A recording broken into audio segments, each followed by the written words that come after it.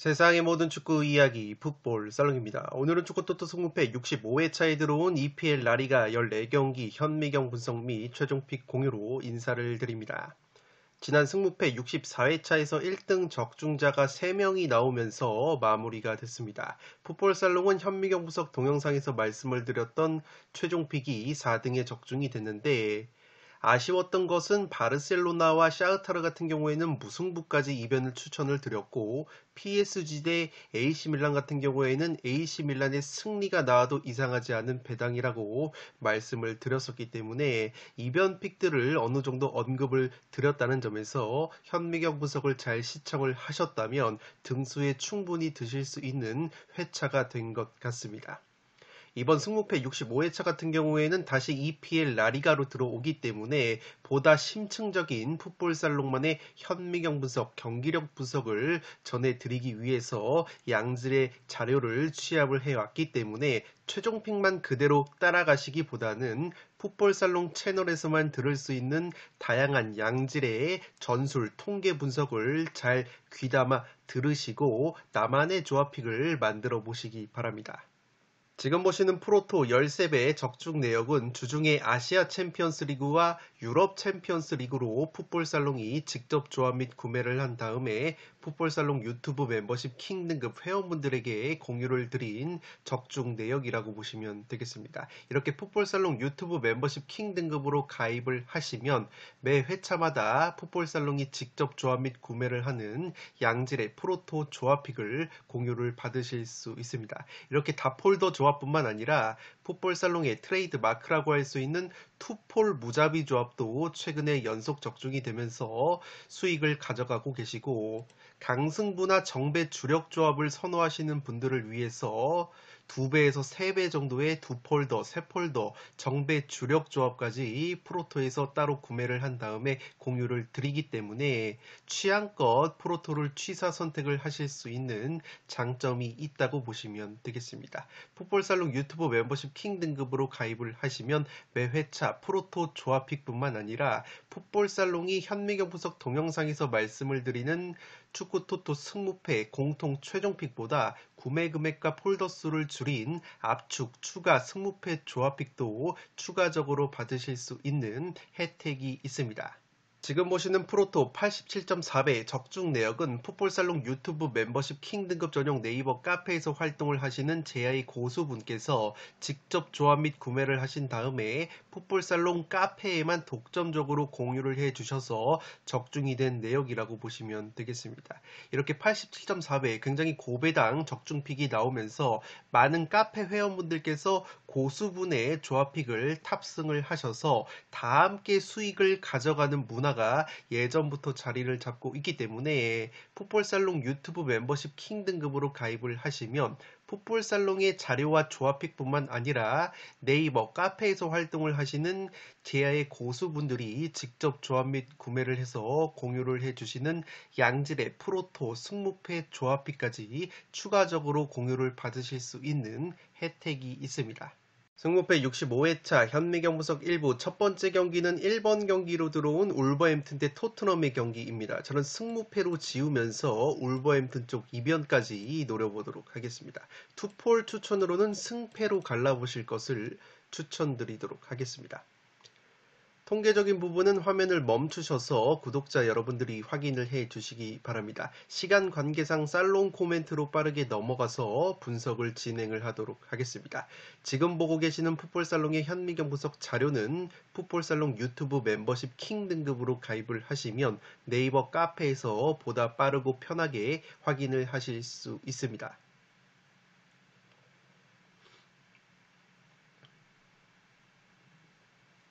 살롱 코멘트로 정리를 해드리면 직전 첼시전에서 잃은 것이 너무나도 많았던 토트넘이라고 보시면 되겠습니다. 토트넘의 핵심 중앙 수비수 로메로 선수가 이번 경기 퇴장 징계로 결정이 되고 또 다른 핵심 중앙 수비수 반더벤 선수가 햄스트링 부상 여파로 결정이 되기 때문에 토트넘의 핵심 중앙 수비 자원들이 모두 결정이 된다고 보시면 되겠습니다. 이 로메로와 반더벤 선수가 중요한 것이 지금 보시는 것처럼 토트넘 같은 경우에는 수비 라인 라인을 굉장히 끌어올려서 전방 압박을 가하는 팀이기 때문에 수비 뒷공간이 이렇게 굉장히 많이 발생이 되는데 그러한 뒷공간을 로메로 선수와 반더벤 선수가 번갈아 가면서 굉장히 잘 메워줬던 것이 토트넘이 시즌 초반에 잘 나갔던 이유라고 보시면 되겠는데 그러한 수비수 두 명이 모두 결장이 된다는 점에서 이번 경기 토트넘이 굉장히 수비 뒷공간에 대한 리스크가 크게 드러날 것으로 생각이 됩니다.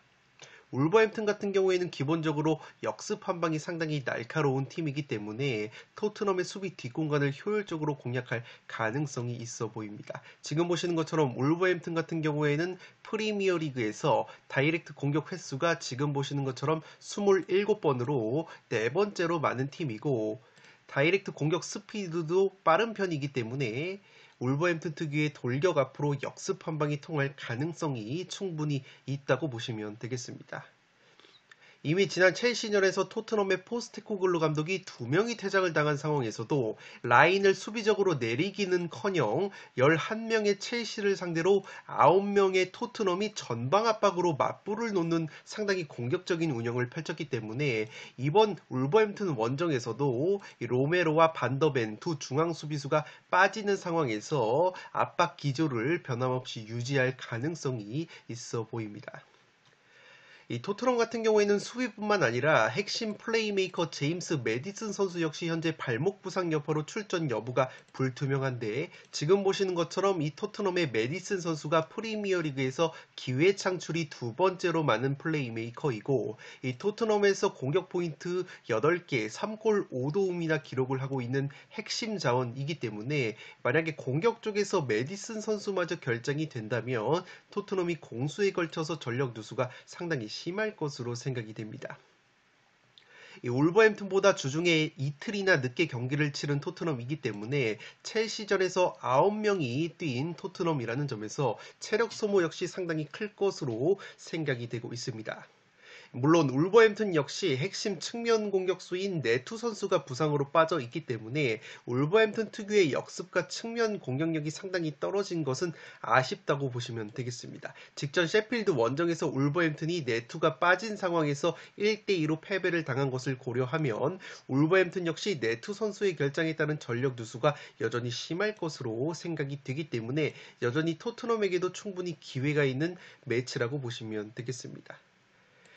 또한 제가 울버햄튼 쪽 이변을 노려보는 이유는 지금 보시는 것은 손흥민 선수의 득점 통계인데 이 손흥민 선수가 울버햄튼 상대로 리그 9경기에서 무득점에 그치고 있다고 보시면 되겠습니다. 울버햄튼을 프리미어리그에서 총 9번을 만났는데 울버햄튼 상대로 5승 1무 3패의 성적을 보여주고 있는 손흥민 선수이고 특히나 리그 9경기에서 울버햄튼 상대로 득점이 단 한 골도 없이 2개의 어시스트만을 기록을 하고 있기 때문에 이 손흥민 선수가 은근히 울버햄튼 상대로 약했다고 보시면 되겠습니다. 이 토트넘의 주포 공격수 손흥민 선수가 프리미어리그 커리어에서 이번 시즌 승격한 루턴 타운전을 제외하고 현재 프리미어리그에 남아있는 팀들 중에서 유일하게 득점에 실패한 팀이 바로 울버햄튼이기 때문에 이 울버햄튼전 징크스가 또다시 나오게 된다면 토트넘이 여러모로 어려운 경기를 할 가능성이 있어 보이기 때문에 1번 경기는 승무패로 지으면서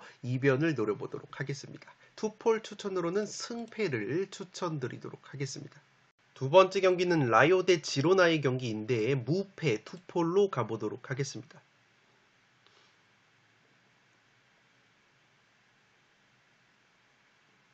살롱 코멘트로 정리를 해드리면 이 경기는 홈팀 라요의 약점을 분석을 해보면 꽤 흥미로운 스토리가 나온다고 보시면 되겠습니다. 라요 같은 경우에는 기본적으로 전방 압박 기조가 강한 팀이기 때문에 수비 뒷공간 역습 그리고 상대의 스루 패스 공격의 취약점을 드러내는 팀이라고 보시면 되겠습니다. 지금 보시는 것처럼 라요와 지로나 모두 역습에 의한 실점이 3골로 가장 많을 정도로 양팀 모두 수비 뒷공간에 대한 약점이 있는데 특히나 라요 같은 경우에는 전방 압박 기조가 빡세게 있는 팀이기 때문에 수비 뒷공간이 상당히 많이 나온다고 보시면 되겠습니다. 이 대표적인 경기가 라요 대 아틀레티코 마드리드 경기 라요가 0대7로 대패를 당했을 때 아틀레티코가 라요의 수비 뒷공간을 효율적인 역습과 스루 공략을 하면서 무려 7골이나 만들어냈던 경기가 라이오의 수비 뒷공간 리스크 대표적인 예시라고 보시면 되겠습니다. 다만 라이오 같은 경우에는 수비 뒷공간 역습 그리고 스루 패스에는 취약점을 드러내지만 상대의 측면 크로스에 대한 방어는 꽤 괜찮은 수비력을 보여준다고 보시면 되겠습니다. 올 시즌 라이오가 라리가에서 15실점을 당했는데 세트피스 상황을 제외하고 오픈 플레이 지공 상황에서 측면 크로스에 의한 실점이 제가 전수조사를 해본 결과 세비야전에서 한 골, 소시에다드전에서 한 골로 총 2실점으로 상당히 적은 편이었다고 보시면 되겠습니다. 이 지로나 같은 경우에는 빠른 속공, 역습을 가져가는 팀이 아니라 후방에서부터 차근차근 썰어 나오는 지공 플레이를 즐겨하는 팀이고 특히나 측면에서의 패턴 플레이 그리고 크로스 공격이 상당히 위력적인 팀이기 때문에 이 라이오가 측면 크로스 수비가 은근히 좋다는 점은 호재라고 보시면 되겠습니다. 지금 보시는 것처럼 지로나가 다이렉트 공격 스피드가 1.58로 라리가에서 바르셀로나보다도 느리게 나오고 있는 팀이기 때문에 지로나 같은 경우에는 빠르게 상대 진영으로 넘어가기보다는 짧은 패스를 통해서 차근차근 썰어 들어가고 측면에서의 패턴 플레이 그리고 양질의 크로스로 득점을 만들어내는 팀이라고 보시면 되겠습니다. 따라서 상대의 빠른 역습의 취약점을 드러내는 라이오 입장으로서는 지로나가 다이렉트 공격 스피드가 가장 느리면서 역습에는 그리 강점이 없다는 것은 상당히 호재라고 보시면 되겠습니다. 이 지로나 같은 경우에는 올 시즌 라리가에서 득점이 29골로 전체 1등을 달리고 있기 때문에 공격력이 상당히 뛰어난데 그 득점 상당수가 오픈 플레이 지공 상황에서 측면 크로스에 의한 득점이었다고 보시면 되겠습니다. 따라서 라이오 같은 경우에는 측면 크로스에 의한 실점이 2실점으로 적은 편이기 때문에 의외로 지로나의 강력한 측면 공격력에 저항력을 가질 수 있는 라이오가 될 것으로 생각이 됩니다. 최근에 라이오가 특유의 무자비 면모가 있고 무패 행진을 달릴 정도로 쉽게 패하지 않는 경기를 하고 있기 때문에 지로나 상대로도 끈적한 경기력을 보여줄 가능성이 있어 보이고 최근에 지로나 상대로도 2연속 무승부 포함해서 4경기 2승 2무 무패 상대 전적에 우위가 있는 라이오이기 때문에 이 무승부 정도는 충분히 바치고 갈 만한 매치가 될 것으로 생각이 됩니다. 여전히 최근에 절정의 경기력을 보여주고 있는 지로나가 우세한 경기를 할 가능성이 높지만 라이오 역시 충분히 저력을 보여줄 가능성이 있다고 보시면 되겠습니다. 물론 지로나 같은 경우에는 오픈 플레이 상황에서 측면 크로스 공격뿐만 아니라 지금 보시는 것처럼 세트피스 득점이 4골로 강력한 세트피스도 가지고 있는 팀이기 때문에 라이오라는 팀이 기본적으로 세트피스 실점이 4골로 라리가에서 가장 많은 팀이라는 점에서 지로나가 오픈 플레이뿐만 아니라 세트피스에서도 충분히 재미를 볼 수 있다는 점에서 지로나의 승리 가능성도 여전히 높은 매치라고 생각이 됩니다. 이번 경기는 무패 투폴로 가보도록 하겠습니다. 세 번째 경기는 크리스탈 팰리스 대 에버튼의 경기인데 단통 무승부로 가보도록 하겠습니다.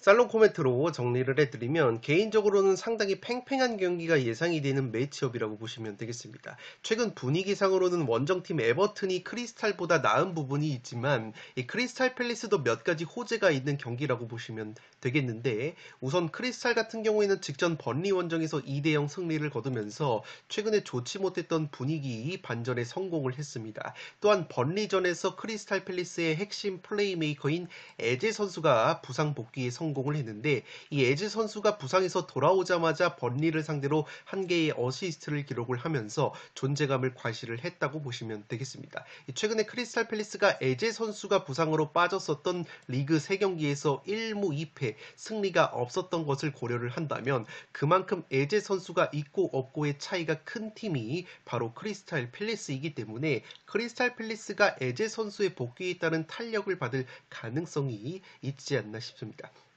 양팀 같은 경우에는 올 시즌 프리미어리그에서 득점력이 최하위권으로 골 결정력이 상당히 아쉽다고 보시면 되겠는데, 그래도 크리스탈 팰리스는 에버튼보다는 오픈 플레이 상황에서의 골 결정력이 괜찮고, 반대로 에버튼은 세트피스 상황에서 크리스탈보다 훨씬 더 뛰어난 골 결정력을 보여주고 있기 때문에 양팀 모두 공격 상황에서 장점이 다르다고 보시면 되겠습니다. 지금 보시는 것처럼 에버튼이 오히려 오픈 플레이 기대 득점이 11.83으로 크리스탈 팰리스의 8.58보다 더 높지만, 실제 오픈 플레이 득점은 에버튼이 6골, 크리스탈 팰리스가 9골이기 때문에 오픈 플레이 상황에서의 골 결정력은 크리스탈 팰리스가 더 뛰어나다고 보시면 되겠습니다. 반대로 세트피스를 보시면 에버튼 같은 경우에는 세트피스 기대 득점이 4.75골로 크리스탈의 3.54골보다 훨씬 높고, 실제 세트피스 득점도 5골이나 하고 있는 에버튼이기 때문에 세트피스 득점 1골에 그치고 있는 크리스탈보다 확실히 에버튼이 세트피스 공격력은 훨씬 더 뛰어나다고 보시면 되겠습니다. 다만 크리스탈 팰리스 같은 경우에는 올 시즌 세트피스 실점이 지금 보시는 것처럼 딱 한 골로 적은 팀이기 때문에 에버튼이 제 아무리 세트피스 공격력이 굉장히 뛰어나다고 하더라도 크리스탈 팰리스의 탄탄한 세트피스 수비력이 가로막혀서 세트피스로 재미를 보지 못한다면 은근히 고전할 가능성이 있는 매치가 될 것으로 생각이 됩니다. 이 크리스탈 팰리스 같은 경우에는 지금 보시는 것처럼 주전 중앙 수비수인 요아킴 안데르센 선수가 기본적으로 키가 190이 넘는 장신 수비수이고, 헤딩 클리어링 횟수가 34번으로 프리미어리그에서 가장 많은 뚝배기 클리어링을 기록을 하고 있기 때문에 제 아무리 에버튼이 제공권과 세트피스 한 방이 강력하다고 하더라도 안데르센 선수가 버티고 있는 크리스탈 팰리스의 세트피스 수비력이 만만치 않기 때문에 에버튼이 세트피스로 재미를 보지 못한다면 은근히 고전을 할 가능성이 있다고 보시면 되겠습니다. 또한 지금 보시는 것처럼 에버튼의 션다이치 감독이 크리스탈 팰리스의 로이 호지슨 감독과의 상대 전적을 비교를 해봤을 때 9경기 기준으로 3승 2무 4패 굉장히 팽팽한 모습을 보여주고 있는데, 근소하게 에버튼의 션다이치 감독이 크리스탈 팰리스의 호지슨 감독에게 상대 전적 면에서 열세를 보이고 있기 때문에 제 아무리 에버튼의 상승세가 최근 좋다고 하더라도 이 경기는 크리스탈 팰리스가 홈에서 쉽게 패할 것 같지 않은 매치가 될 것으로 생각이 되기 때문에 3번 경기는 단통 무승부로 가보도록 하겠습니다. 네 번째 경기는 알메리아 대 소시에다드의 경기인데 알메리아의 단통 패배로 가보도록 하겠습니다.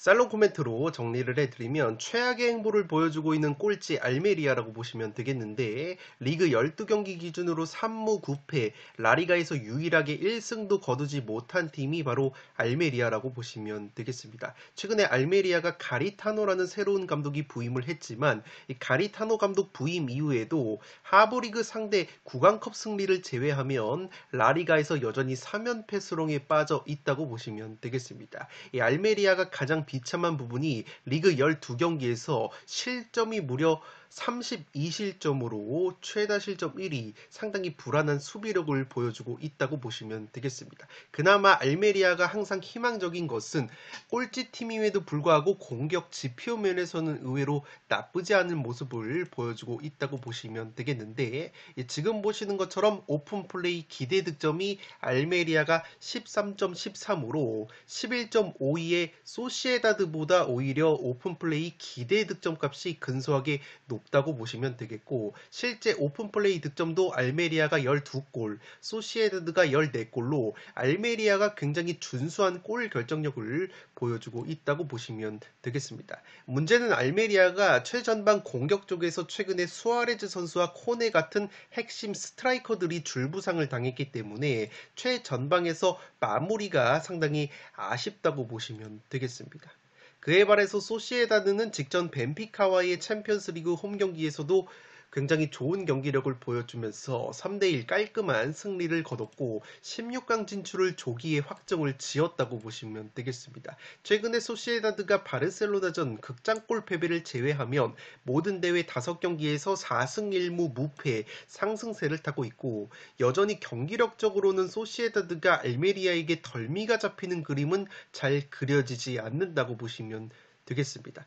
다만 한 가지 불안한 것은 지난 승무패 63회차 풋볼살롱이 셰필드 대 울버햄튼 경기 셰필드의 승리 이변을 적중을 시켰던 것처럼 알메리아처럼 시즌 첫 승이 없는 팀들은 언젠가 1승을 하는 타이밍이 뜬금없이 찾아오기 때문에 이 알메리아 쪽 이변을 노려보실 분들을 위해서 풋볼살롱이 근거를 짚어드리면 우선 소시에다드가 주중 벤피카와의 챔피언스리그 경기로 인해서 체력 누수가 있었다는 점, 올 시즌 소시에다드가 원정에서 홈보다 성적과 공격력이 현저히 떨어진다는 점, 그리고 소시에다드의 주전 중앙수비수 수벨디아 선수와 2선 공격자원인 브레이스 멘데스 선수가 경고 누적으로 결장이 된다는 점, 그리고 소시에다드가 올 시즌 챔피언스 리그 이후에 치른 라리가 경기에서 3경기 1승 1무 1패로 승률이 그다지 높지 않았다는 점, 그리고 알메리아가 오픈플레이 기대 득점 면에서는 소시에다드보다 오히려 근소하게 높다는 점까지 고려를 한다면 알메리아의 시즌 첫 승 이변을 노려보실 분들은 이러한 근거를 참고를 하셔서 과감하게 이변픽을 가져가 보시기 바랍니다. 4번 경기는 알메리아의 단통 패배로 가보도록 하겠습니다. 5번 경기는 본머스 대 뉴캐슬의 경기인데 무패 투폴로 가면서 본머스 쪽 이변까지 한번 노려보도록 하겠습니다.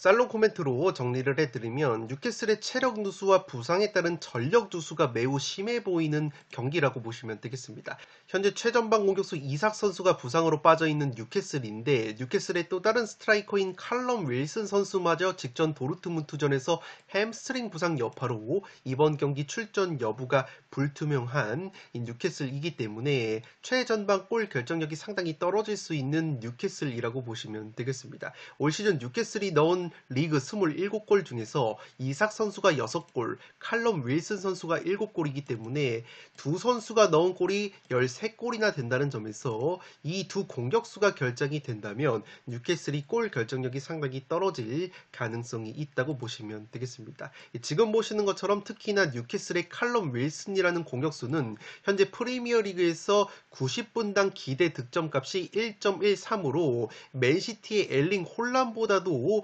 높은 선수이고 90분당 유효 슈팅 역시 2.8번으로 가장 많은 것이 이 뉴캐슬의 칼럼 윌슨이기 때문에 이 칼럼 윌슨마저 결정이 된다면 뉴캐슬이 공격 쪽에서 전력 누수가 상당히 심할 것으로 생각이 됩니다. 또한 중원에서 핵심 미드필더 기마랑이스 선수도 경고 누적으로 결정이 되는 뉴캐슬인데 이 기마랑이스 선수 역시 드리블을 통한 전진과 운반 그리고 날카로운 패스 한 방이 좋은 선수이기 때문에 이 중원에서의 공백도 적지 않은 이 뉴캐슬이라고 보시면 되겠습니다. 이미 중앙 미드필더 토날리 선수가 배팅 징계로 인해서 빠져있는 뉴캐슬이기 때문에 이 미드필더 기마랑이스 선수의 결정은 굉장히 뼈아프다고 보시면 되겠습니다. 이 뉴캐슬 같은 경우에는 공격과 중원뿐만 아니라 수비 쪽에서도 댄번과 보트만이라는 주전 수비수들이 나란히 부상으로 빠져있기 때문에 수비적인 누수까지 계속되고 있다고 보시면 되겠습니다. 이러한 상황에서 주중에 도르트문트와의 챔피언스리그 원정까지 치르고 돌아온 뉴캐슬이기 때문에 체력적인 누수가 상당히 심하다고 보시면 되겠습니다. 이미 올 시즌 뉴캐슬이 챔피언스리그 이후에 치른 프리미어리그 경기에서 3경기 1승 2무로 무승부가 상당히 많았다는 점을 고려한다면 확실히 챔피언스리그 이후에 치르는 프리미어리그 경기에서는 체력적인 누수를 심하게 겪고 있다고 보시면 되겠습니다. 올 시즌 뉴캐슬이 원정 경기에서 홈보다 성적과 수비력이 확연히 떨어지는 약점까지 있기 때문에 이러한 부분 역시 뉴캐슬에게는 악재라고 보시면 되겠습니다. 그리고 여담이지만 현재 뉴캐슬을 이끌고 있는 에디 하우 감독은 과거 선수로서 본머스에서 굉장히 오랫동안 활동을 한 레전드 감독이고 감독으로서도 본머스에서 굉장히 오랜 세월을 보냈던 본머스 레전드 출신의 감독이 바로 현재 뉴캐슬을 이끌고 있는 에디 하우 감독인데 이상하게 지난 시즌에 본머스 본머스 친정팀을 만나서 프리미어리그 두 경기에서 모두 1대1 무승부에 그쳤던 뉴캐슬의 에디 하우 감독이기 때문에 이 친정팀 본머스를 상대로 유독 뉴캐슬의 에디 하우 감독이 약한 모습이 있다는 것 역시 뉴캐슬에게는 조금은 악재라고 보시면 되겠습니다. 물론 지난 시즌 본머스를 이끌었던 감독은 게리 오닐 감독으로 현재 본머스를 이끌고 있는 이라올라 감독과는 다소 전술적으로 차이가 있던 감독이긴 하지만 어쨌든 친정팀 본머스만 만나면 작아졌던 뉴캐슬의 에디 하우 감독이라고 보시면 되겠습니다. 여전히 본머스 같은 경우에는 리그 11경기에서 27실점으로 최다 실점 공동 2위, 수비가 상당히 불안한 팀이고 리그 11경기에서 9골, 최소 득점 공동 2위, 빈공까지 보여주고 있기 때문에 공수 모두가 문제인 본머스를 상대로 여전히 뉴캐슬이 승리를 가져갈 가능성이 높다고 보시면 되겠고 이 본머스 역시 주전 골키퍼 네투 선수가 부상으로 빠져 있다는 점 그리고 여전히 본머스가 이라올라 감독 체제에서 전방 압박을 굉장히 빡세게 가져가기 때문에 수비적인 리스크가 상당히 크다는 점까지 고려한다면 여전히 전력과 체력 누수를 감안을 하더라도 뉴캐슬도 여전히 승리를 가져갈 가능성이 높아 보이기 때문에 이 경기는 무패 투폴로 가면서 무승부까지만 이변을 노려보도록 하겠습니다. 6번 경기는 그라나다 대 헤타페의 경기인데 그라나다의 단통승으로 과감하게 가보도록 하겠습니다. 투폴 추천으로는 승패로 갈라보실 것을 추천드리도록 하겠습니다.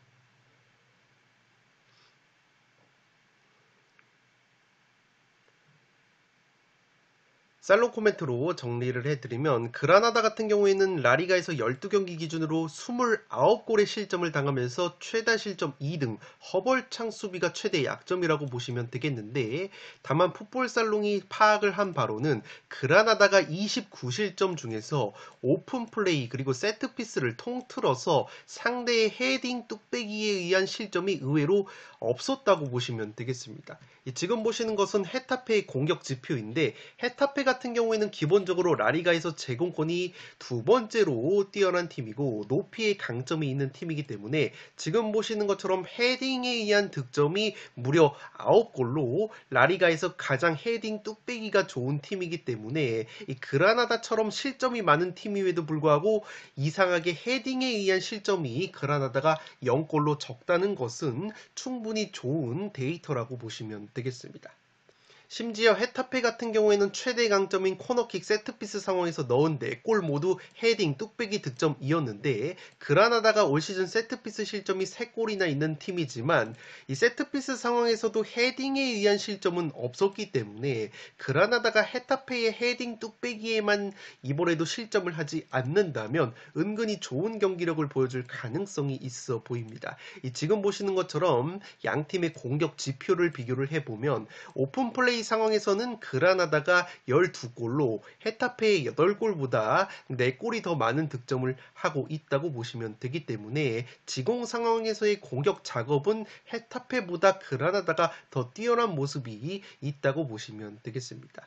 또한 헤타페 같은 경우에는 올 시즌 홈 경기에서는 3승 3무 무패를 달리고 있지만 원정에서는 3무 3패 승리가 없고 실점도 홈보다 원정에서 10골이 늘어나는 원정에서의 수비적인 리스크가 있다고 보시면 되겠습니다. 이 패턴적으로도 그라나다가 올 시즌 리그 4연패가 없었다는 점, 헤타페는 리그 2연승이 없었다는 점에서 양팀 최근 분위기만 놓고 보면 헤타페가 좀 더 유리해 보이긴 하지만 은근히 그라나다도 저력을 보여줄 만한 매치라고 생각이 됩니다. 제가 그라나다의 단통 승리로 가는 이유는 그라나다가 실점이 두 번째로 많은 팀이지만 의외로 상대의 헤딩에 의한 실점이 0골로 상당히 적었고 헤타페는 헤딩에 의한 득점이 라리가에서 가장 많은 팀이기 때문에 그라나다가 헤딩에 의한 실점이 없다면 충분히 홈에서 해볼 만한 매치가 될 것으로 생각이 됩니다. 최근 홈에서는 헤타페 상대로 공식전 5경기 2승 3무 무패를 달리고 있는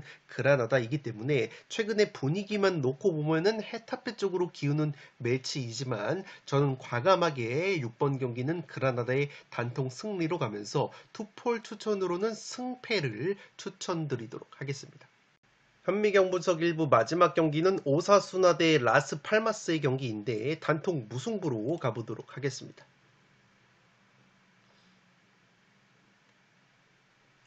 살롱 코멘트로 정리를 해드리면 최근 라스팔마스의 상승세와 양팀의 강점을 비교를 해보면 원정팀 라스팔마스도 충분히 해볼 만한 경기가 될 것으로 생각이 됩니다. 우선 라스팔마스가 최근에 모든 대회 6경기에서 5승 1패 호성적을 거두면서 상승세를 타고 있고, 특히나 이 라스팔마스가 리그 12경기에서 실점이 11골로 최소 실점 공동 2위를 달릴 정도로 탄탄한 수비력을 보여주고 있다고 보시면 되겠습니다.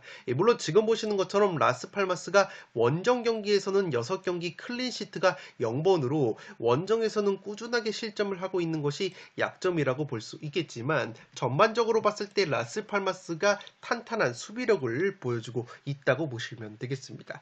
또한 지금 보시는 것처럼 양팀 모두 라리가에서 전방 압박 기조가 있는 팀들인데, 상대 진영 높은 위치인 40m 이내 지역에서 공을 빼앗는 이른바 하이 턴오버 횟수가 라스팔마스가 105번으로 103번의 오사수나보다 근소하게 많은 부분이 있고, 특히나 이러한 하이 턴오버를 슈팅으로 연결한 횟수 역시 라스팔마스가 21번, 오사수나가 13번, 그 슈팅을 골로 연결한 횟수 역시 라스팔마스가 3골, 오사수나가 1골이기 때문에 전방 압박의 효율성을 비교를 해봤을 때도 라스팔마스가 오히려 더 뛰어난 모습이 있기 때문에 상성적으로 봤을 때도 라스팔마스가 전혀 밀릴 것 같지 않은 매치가 될 것으로 생각이 됩니다.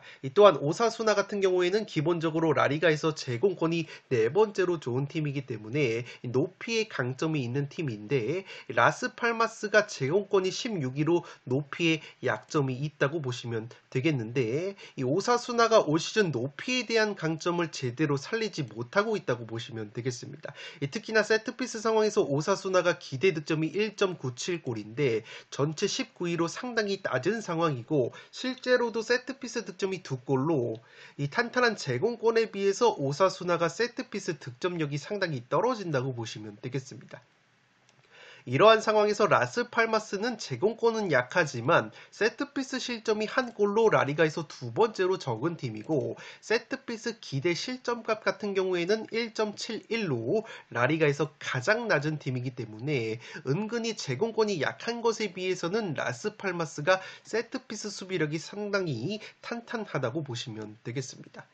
또한 지금 보시는 것처럼 라스팔마스 같은 경우에는 기본적으로 쇼패스와 점유율이 상당히 높은 팀이고, 경기당 쇼패스 횟수가 507번으로 롱패스보다는 쇼패스 빌드업을 고집을 하는 팀이라고 보시면 되겠습니다. 오사수나 같은 경우에는 이렇게 라스팔마스처럼 후방에서부터 짧은 패스로 풀어나오는 팀을 상대로는 왕성하게 전방 압박을 가져가는데, 지금 보시는 것처럼 직전 경기 지로나를 상대로 할 때도 오사수나가 지로나를 상대로 전방 압박을 가했지만 지로나가 패스를 통해서 풀어 나오면서 오히려 오사수나가 이렇게 수비 뒷공간을 노출을 하면서 실점을 당하는 그림이 있었기 때문에 오사수나가 그만큼 압박에 대한 수비 뒷공간 리스크가 있다고 보시면 되겠습니다. 필연적으로 오사수나가 이렇게 역습이나 상대의 뒷공간 스루패스 한 방에 뒷공간이 노출이 되는 약점이 있는데, 지금 보시는 것처럼 라스팔마스는 경기당 스루패스